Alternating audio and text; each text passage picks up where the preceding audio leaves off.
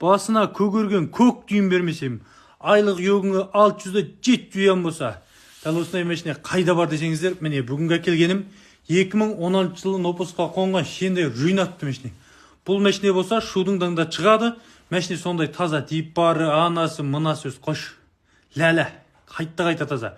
Бұл машина пәке сенімділіктеріңіз жақсы болса, ай сайын 600-700 юан қып, астықтарыңызға сап берем. Қалталарыңыздан көгерген көк түйін шығармайсыздар, әнжаға келсеңіздер осындай. Машина сондай таза кепілдігі бар. Баушен шыңені ендігі жылы 5-ші айда. Баушен шыңені дөңгілік-пөңгілік, бірақ дайын түрес машина. Қалай дейсіз, солай дейсіз. Машина сондай өзі сүйкімді, майға нөм, пары сондай жылы мына суықта. Өте жылы пары. Ал осы машинеге қызықсаңыз, дереу маған хабарласыңыздар. Бұл машина болса Алтай қаласында тұр әзір. Жалғасты дәл осындай машина керек кісілер болса, жалғасты тарқатып қойыңыздар. Рахмет.